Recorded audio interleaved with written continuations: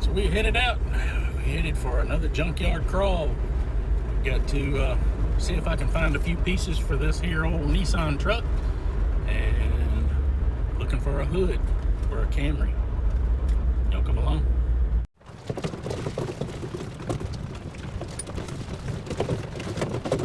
$11, $13, 14, 15, 16, 17, 18, 19, and this is row 320. Let's go down there and look.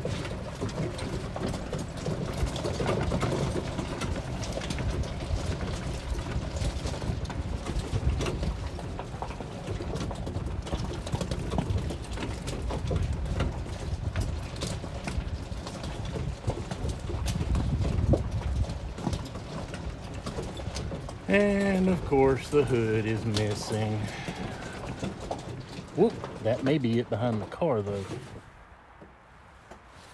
That may be it behind the car. Holy crap. There it is.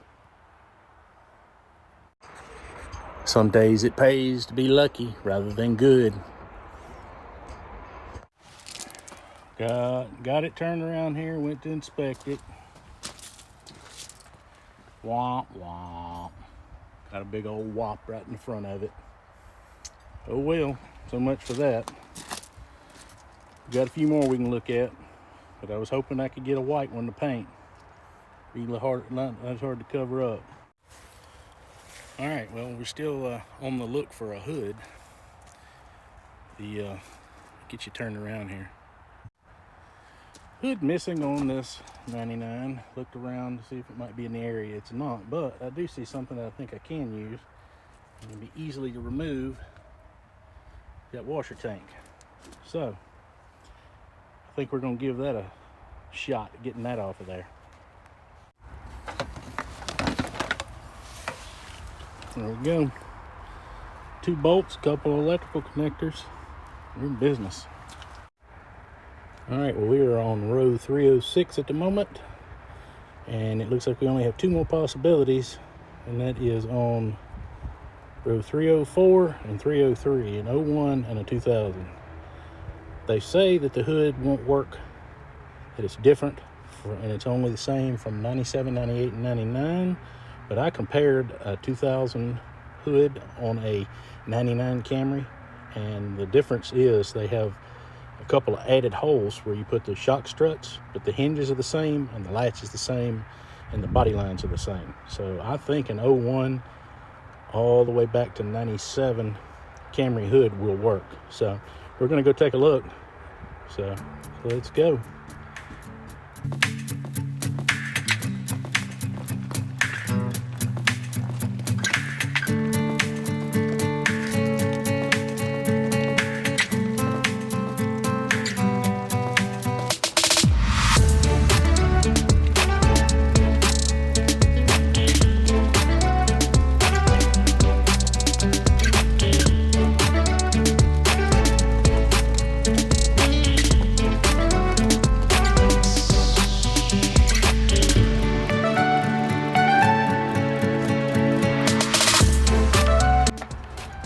And we made it around here to the 2000. Of course, hood's missing. Take a look around, see if it may be laid up here somewhere close by. All right, well, there it is. Didn't get a chance to video it, had to strike while the iron was hot. I'll explain when I get home. All right, I said I would explain when I got home what the deal was with the hood. All right, so we had been an hour and a half minimum all over the junkyard, back and forth, looking at different cars. Had found 3 different hoods, one that was actually white, but it had dent in it. You remember, you saw all that. Well, I get up to where you park the golf cart. Back up. What I had decided to do was to go ahead and buy that dented white hood, and was just going to bring it home and put it on the car, and then take hers, which is straight but chipped paint. Paint was just messed up, and was going to fix it. That way she could still use the car while I worked on it. So anyway, I get to the front. I'm parking the golf cart and I look over to my left, and leaned against this pole is this hood. And I look and I go, I know the profile. I haven't looked at a million of them. And I went, that's a Camry hood. So I take my phone and I get there's a data plate under there for the engine, and I take my phone and take a snapshot of it, and I look till I can see what year it was. It's for a 2000.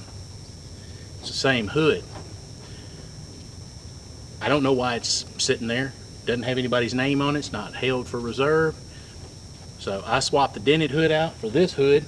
It's got a few imperfections on it, but the paint is pretty well there on the hood. There's a few little small tiny spots I can touch up to make it right.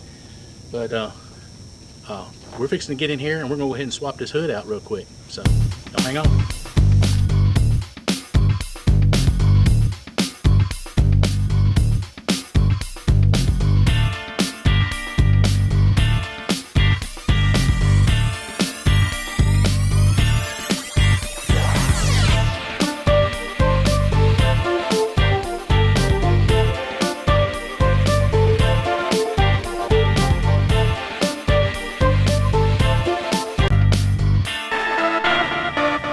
Alright, so we got her swapped out, and like I said, this hood's not perfect, but it is a far cry better than the other hood. I'll throw up a quick pic of the other hood so you can see it right here. What we're fixing to do is we got my polisher out, and we're going to try to see if I can put a little shine on this hood. And we're just trying to make what they call a silk purse out of a sow's ear. We're trying to take a car that's 20-something years old and make it where it is respectable and decent for my daughter to drive around in. So let's get after it.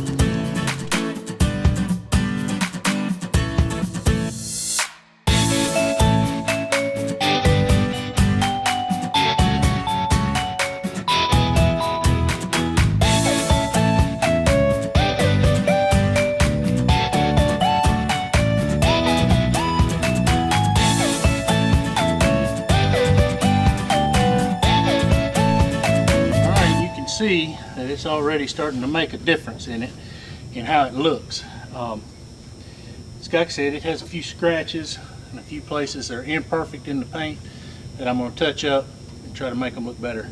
And yeah, I know it's a slightly different white than the rest of the car, but what we're doing with a 99 model car, I mean, how much money is worth are you going to spend on a 99 car to bring it back to make it look brand new again? Making it look better is our goal, and I think we're doing that.